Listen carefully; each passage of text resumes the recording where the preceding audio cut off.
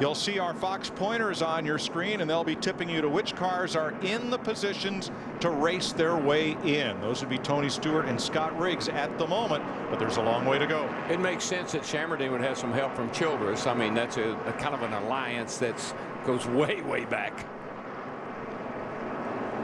That's right. Kirk Shelmerdine was Dale Earnhardt's crew chief for many years, won a bunch of championships with Dale for Richard Childress.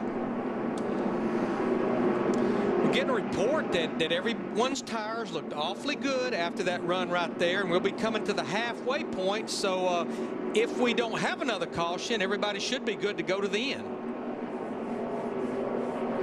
Well, for Scott Riggs, it must be a sigh of relief and mission accomplished. He is still in the second position of those who must race their way in as we're back under green. Yeah, he made a pretty decent pit stop. He's still got track position. He hangs in there like he did that first run, and he should be fine.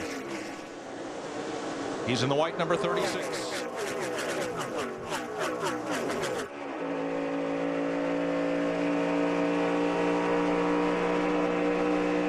That's Tony Raines, 37, just in front of Logano.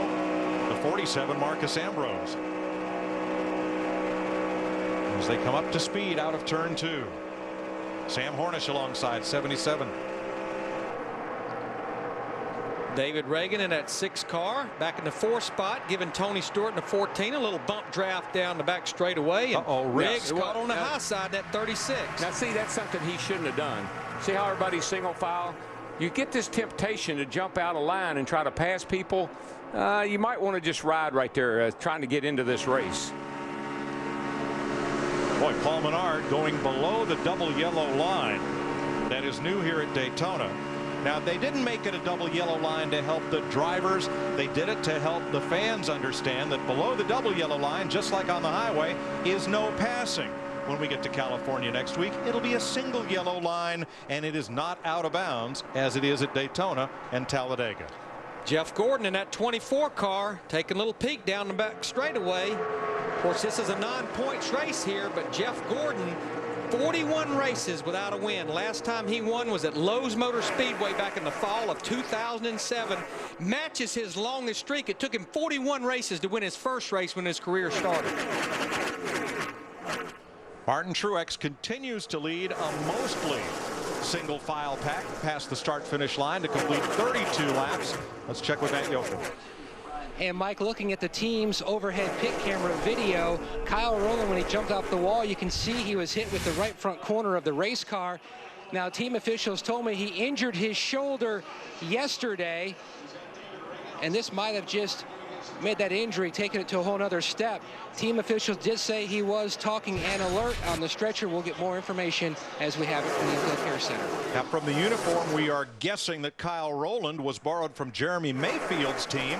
Jeremy's going to try to qualify for the 500 in race number 2 and is going to have to replace Kyle going over the wall if that's the case. And he just timed it wrong. I mean, he's the jack man. He's got to be the first guy over there, and he just got out there a little late, actually. He should have been out there a little sooner, and he didn't really know what to do. Yeah, the rule is you can't go across into the car is 1 pit away, and like Darrell said, he just didn't time it. But one of the greatest things that NASCAR has done over the last few years is mandatory helmets on every pit crew member that goes across the wall. Yeah, as a matter of fact, they'll penalize you a lap if you have a crew member over the wall. Happened in the ARCA race to Joey Logano. It did.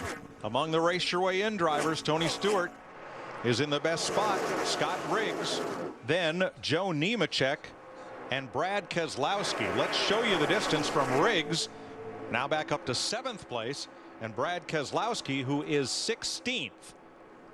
And excuse me, Joe Nemechek, who is 17th. And that's the difference. It's a $250,000 difference, or it could be, between making and not making this race. Oh, by the way, it's a 0.5 of a second right now. So not only do you think about what this race pays as far as the purse goes, you're looking at the big picture. And if you're a Tommy Baldwin and you've got everything you own tied up in this race car in this race, $250 grand to start this thing on Sunday would go a long way on getting you down the road. There's Tommy Baldwin right there. And there's his car, Scott Riggs, currently 7th in a transfer spot to make the 500. Dick Berggren. Bill Elliott had a fast car and he was driving it beautifully, but that transmission locked up. What would cause that to happen, Bill? If I knew, I'd fix it. I mean, guys, I don't know. I mean, it's just part of the, you know, you got parts and pieces and all this stuff's mechanical and anything can happen. I mean, that's one flip side about what you need to do on Sunday. Run as well as you can where you don't have to worry about these 150s because anything can happen. I mean, I was under caution, went to second gear and it locked the transmission up, and that was it. You know, and I don't know what what went wrong, what happened, or whatever, but it's just a part of the business. We'll look forward to seeing you on Sunday with better results. Thank you. Sir. Bill Elliott Sunday will start his 27th Daytona 500. You know, we don't want to speculate too much, but Darrell, I can't help but think that's the same transmission that he qualified with on Sunday. And sometimes these guys get awfully aggressive with the fluid level and the lubricants in the transmission. You almost wonder, could it have been damaged on Sunday and it showed up just a few laps ago? I'm sure you're probably right, Larry. They cook that oil a lot of times, and it gets so hot. Now the sun has peaked out. You heard Darrell talk about a while ago. This is about the coolest day we've had. And again, when the sun comes out, it heats the racetrack up, and these cars lose a little bit of grip, especially as they get some laps on their tires. Sun goes out, comes out, you sweat. Sun goes in, you don't get so hot. And that's how the racetrack feels. Tracks have feelings, you know. Well, right now, the first 8 cars are right down against the double yellow line. Single file. As this unfolds, this race initially was 100 miles. When NASCAR found that the cars could go 100 miles without a pit stop, they extended it to 125 miles.